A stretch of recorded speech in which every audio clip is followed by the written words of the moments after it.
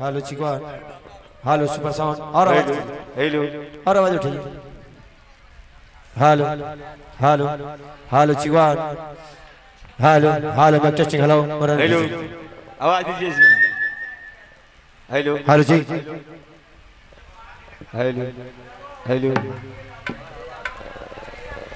Hello hello hello. आज बड़ी दुख की बात है कि आज दिल्ली करके राजा प्रदीप चौहान क्रिकेट का बाजी रखा है और उस क्रिकेट का बाजी में 9 लाख का मेडल रखा है। चालन ठोक करके सारे जगह में टीका लिख करके भेज दिया है और चालन ठोक करके ये बोला अगर कोई माई का लाल, अगर कोई माई का लाल इक्यावनों किला में कोई क्रिकेटर खिलाड़ी है तो मेरे मैदान में आकर क्रिकेट के साथ साथ 9 लाख का मेडल उठा करके जा सकता है। Hello hello chief hello. और उन्होंने 51 किलो में टीका दिया, छोटा छतरी समझ करके राजमहोबा में बेहुदा टीका नहीं दिया है। और उन्होंने सोचा कि अब तक राजमहोबा में जो भी छतरी पैदा लिया सिर्फ लोहा चलाया है, क्रिकेट के जानकारी है ही नहीं, तो इससे फायदा क्या है राजमहोबा में टीका देने से। आज मेरे पास टीका नहीं दिया है बेहुदा। अगर रुदल सिंह को शायद पता चल जाएगा कि भाई मेरे भाई साहब के पास कोई टीका नहीं आया है तो रुदल सिंह एक बार बोलेगा भाई साहब आदेश चाहिए, साले को सर काट करके मैं आपके कदमों में डाल दूं। बाबू रुदल सिंह कड़वा पान गरम लोहा है, कभी किसी का बर्दाश्त नहीं करता है। जरा सा बात का देर हुआ मार चालू। हम जैसे भाई है कि हर वक्त उसको समझा कर रखते हैं कि किसी से तुम लड़ाई नहीं करोगे, अगर जब तुम लड़ाई करते हो तो भुगतना मुझे पड़ता है। इसलिए एक भाई लड़म एक भाई गरम होना जरूरी है। और बाबू रुदल सिंह ऐसा मेरा भाई है कि शायद 51 किला में लूट करके सोना का सिंहासन बना करके मुझ जैसे बड़े भाई का राज का मालिक बना दिया, खुद बाबू रुदल सिंह जंगल का बादशाह बना दिया। हेलो हेलो हेलो ठीक है, हेलो आवाज लेने दीजिए ना, आवाज हेलो हेलो। ठीक है, मैं जरा अपने भाई से राय विचार ले लेते हैं कि दिल्लीगढ़ के बारे में। हेलो कुर्सी दीजिएगा। Hello hello. और जब भी कोई काम करे, कोई भी इंसान क्यों ना हो, अगर घर में कोई शुभ काम हो या अशुभ काम हो तो दोनों भाई विचार करके, चाहे परिवार में कितनों भी भाई क्यों ना हो, भाई से विचार करके कोई काम करनी चाहिए। अगर आप भाई से विचार करके कोई काम करते हैं तो जिंदगी में आपके घर बर्बादी कभी नहीं। एक तो कुर्सी दीजिए ना। ठीक है, बुलाते हैं तुम्हें।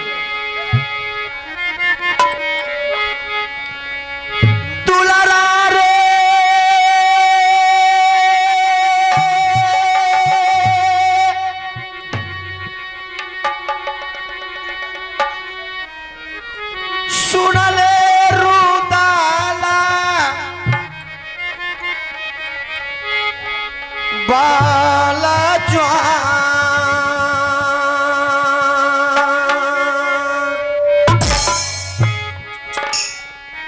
कर छो पुकारा बाबू रे भैया रे याला से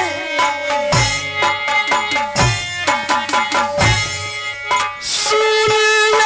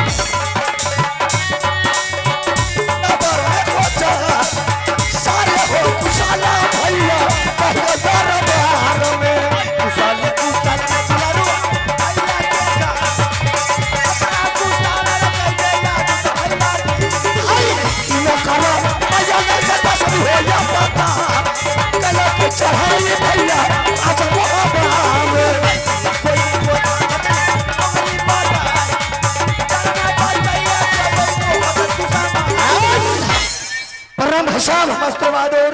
क्या बात है भाई साहब कि कई वर्षों के बाद रुदल सिंह को दरबार में बुलाए हैं। ऐसा कौन मलाई का लाल सूर में पैदा लिया है कि मेरे रहते हुए हरामजादा छतरी राज मोहम्मद पर चढ़ाई किया है। नहीं रुदल सिंह, रे जिसके पास लक्ष्मण जैसा भाई रहेगा भला राम पर कोई आफत आ सकता है। ऐसा नहीं हो सकता भाई साहब।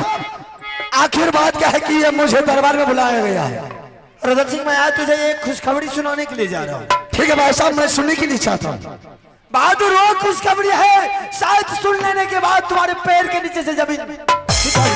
ऐसा खुशखबरी है तो ठीक है भाई साहब, मैं ऐसा खुशखबरी को जल्द में ही सुनना चाहता हूँ। बहादुर, आज दिल्ली करके राजा पृथ्वी चौहान क्रिकेट का बाजी रखा है और उस क्रिकेट का बाजी में 9 लाख का मेडल रखा। चैलेंज ठोक करके बेहुदा सारे जगह में टीका दिया और राज मोहब्बत छोटा छतरी समझ करके तुम्हारे भाई साहब के पास टीका नहीं। हुआ करी मैया भैया कहो मोहब्बा में, हुआ करी मैया पर होती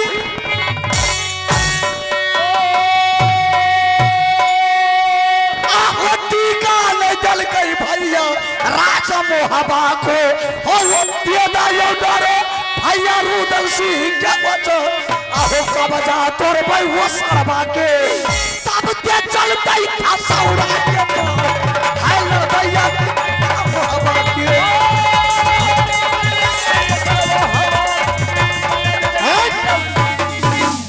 भाई साहब, सिर्फ आपका मुझे आदेश चाहिए। जैसे वो हरमजादा राज मामा में टीका नहीं दिया है, मैं उसका गर्दन काट करके साथ साथ 9 लाख का मेडल ला करके आपके सामने हाजिर कर देंगे। क्या है रुदल सिंह?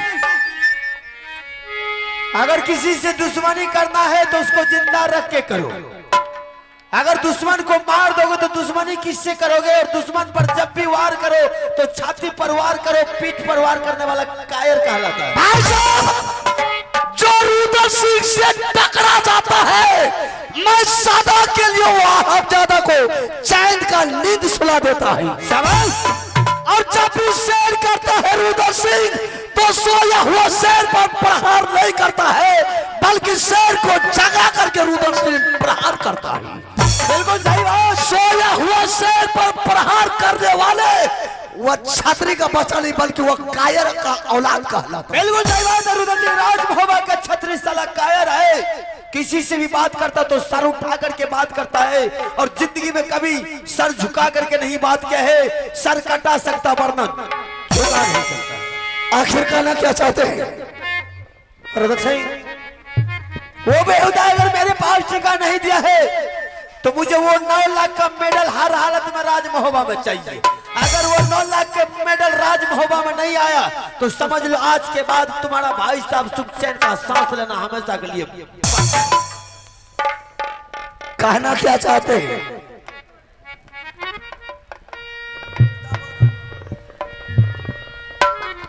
मेरे कहने का मतलब यह है कि मैं अपना बेटा इंदल कुमार को और तुम्हारा बेटा अमरजीत कुमार को अभी इसी वक्त से क्रिकेट के मैदान में उतार देने के लिए चाहता हूं। जबकि दोनों बच्चे अगर क्रिकेट सीख करके तैयार हो जाएगा तो दोनों बच्चे को ले जाकर के दिल्ली करके मैदान में उतार देंगे और हर हाथ में मेरा ही बच्चा वहां से 9 लाख का मेडल राज मोहब्बा में ले। तो ठीक है, मेरे बेटा को आज से रुदल सिंह की तरफ से आदेश मिल गया है। आप दोनों बेटा को दरबार में बुला के सामने कीजिए और दोनों बेटा को प्यार से समझा दीजिए कि जैसे रुदल सिंह तेगा चलाने में एक आप लोग किला में तहलका मचा रखा है वैसे दोनों बेटा क्रिकेट खेलने में राज मोहब्बा को नाम रोशन नहीं किया, एक आप लोग किलो का तहलका नहीं मचाया तो मेरा तलवार दोनों बेटा के गर्दन पर चल जाएगा। ठीक है बहादुर, दोनों बच्चे के कानों तक तुम्हारा मैसेज पहुंचा दूंगा, लेकिन मेरी तरफ से आदेश है जंगल का शेर जंगल का वास्ता तुम जा सकते हो। ठीक है भाई साहब, अमिताभ महाराजा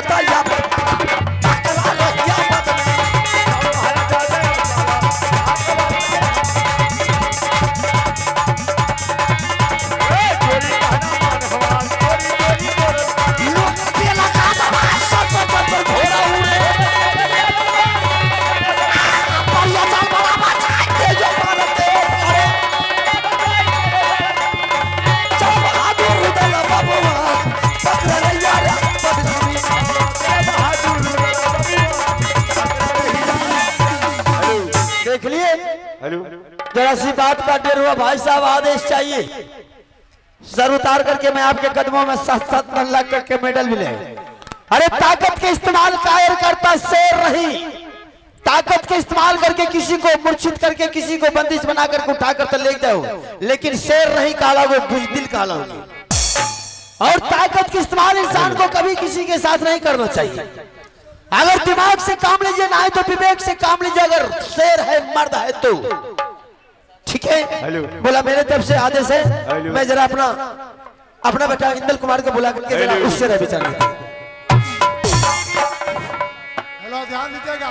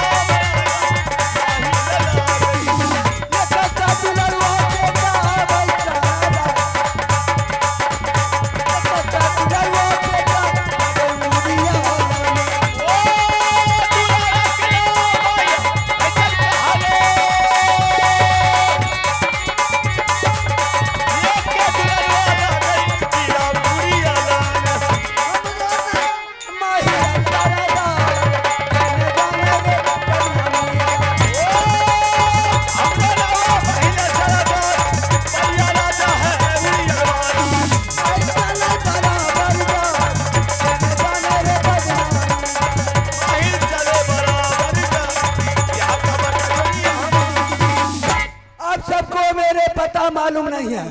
मेरा घर पड़ता है किला उर्जल और मेरा नाम है मामा माही। और जब तक किसी भाई भाई में, नैनी गोतनी में, बाप बेटा में, शर समाज में, जब तक 51 किला में हम झंझट नहीं लगाते हैं, तब तक मेरे पेट का दाना नहीं पचता है।